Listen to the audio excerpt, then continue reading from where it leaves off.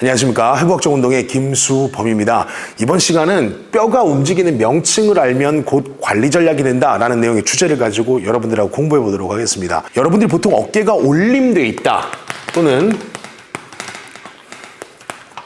거상되어 있다라는 용어를 사용을 하시지 않습니까? 그렇다면 그 거상이라고 하는 올림에 관련된 그 용어가 어느 뼈에서 출발된 건지만 알아도 여러분들이 어떤 뼈대근을 더 먼저 선제적으로 관리해야 되는지를 이해할 수 있습니다. 쇄골이라는 뼈가 움직이는 뼈의 명칭은 정해져 있습니다. 첫 번째, 전인이라고 하는 프로트랙션 동작에 관련된 기준이 있고요. 두 번째가 거상이라는 형태고요. 그리고 세 번째가 뒤돌림이라는 용어입니다.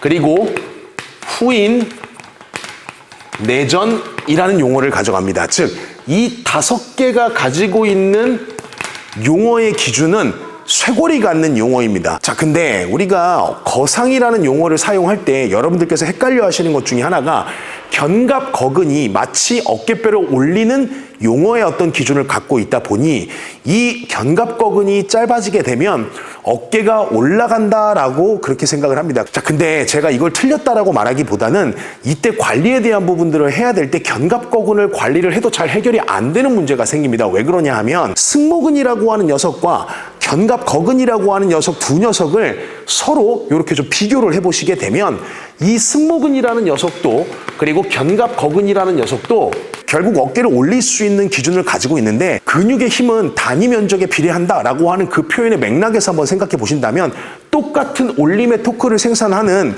두 뼈대근 중 승모근이 더 큰 힘을 낼까요? 견갑거근이 더 큰 힘을 낼까요? 당연히 승모근이 될 수밖에 없습니다. 자, 세 번째는 어깨가 올라갔다라고 하는 그 용어의 기준을 뼈에 관련된 기준에서 관절학적으로 좀 살펴보게 되면 관절이 갖고 있는 기준은 분절과 분절의 합성어로 관절이 나온 겁니다. 이 말은 어떤 뼈와 어떤 뼈가 만나서 다음 뼈와 다음 뼈가 또 만나게 되고 그 뼈의 다음 뼈가 또 다음 뼈하고 만나게 됩니다. 자, 이렇게 연차적으로 만나는 과정 안에서 우리가 다관절이다라고 하는 표현을 사용하게 되는데 쇄골이 움직이는 기준은 어깨뼈를 움직일 수밖에 없고 어깨뼈가 움직이는 과정 안에서 위팔뼈와 상호작용할 수밖에 없는 개념이 나오거든요. 근데 여기서 쇄골뼈하고 어깨뼈라는 녀석은 거의 합성된 기준의 하나의 본체라고 생각해도 과언이 아닐 정도로 두 녀석의 협응 능력은 굉장히 중요합니다.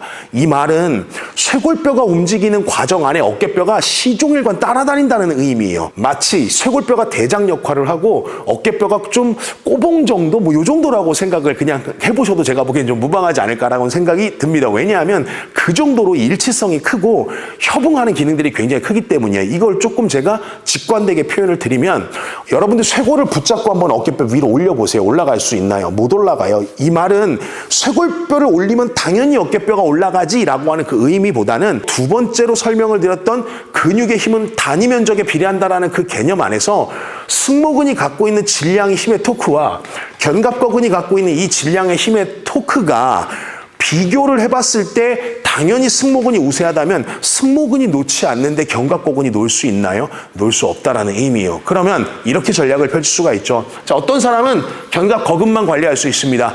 또 어떤 사람은 견갑거근을 보고 승모근을 관리할 수도 있어요. 하지만 1차적 접근에서 우리가 풀어가는 과정을 선택을 할 때는 고객의 시간과 비용을 낭비하면 안 되기 때문에 승모근에 대한 1차 힘에 대한 기준들을 충분하게 줄여놓고 견갑거근이 다음 섹션으로 들어갔었을 때 신경계가 받는 정보에 대한 기준이나 운동으로 풀어갈 수 있는 과정에 대한 방식들도 훨씬 리드미컬하게 풀어갈 수 있는 기준이 된다는 관점에서 여러분들이 갖고 계신 그 뼈에 대한 관련된 용어들이 조금 뭉뚱그려 있잖아요. 제가 이 내용은 멤버십 안에 들어가시게 되면 뼈에 관련된 명칭을 저마다 제가 정의를 해놓은 기준들이 있습니다. 라이브 영상에 있으니까요. 이 부분 잘 참고하셔서 여러분들께서 고객이 어디가 불편하다라고 했을 때 그 사용되는 용어 있잖아요. 골반이 전방경사다, 골반이 과전만 됐다, 골반이 후만 됐다, 또는 허리가 후만이 됐다, 뭐 등이 과도하게 후만이 돼 있다, 스웨이백이다, 라운드 숄더다, 윙잉 스카플라다 뭐 이런 용어들 있잖아요. 그런 용어들이 결국 뼈에서 관련된 형태로 표현되는 그 의미다라고 생각을 하셔서 뼈의 기본적인 1차적 운동 방향만 알고 있어도 결국 두 녀석 다 올림근이다 라고 표현할 수 있는 맥락이지만 순서에 대한 기준에서만 놓고 본다면 결국 승모근부터 관리 전략을 짜나가는 것이 견갑 거근을 관리하기에 더 역학적으로 좋은 방향이 될 수 있다는 맥락으로 생각해 보시면 좋을 것 같습니다. 자, 이번 강의 이걸로 마치고요. 다음 강의에 찾아뵙고 인사드리도록 하겠습니다. 지금까지 해부학적 운동의 김수범이었습니다. 감사합니다.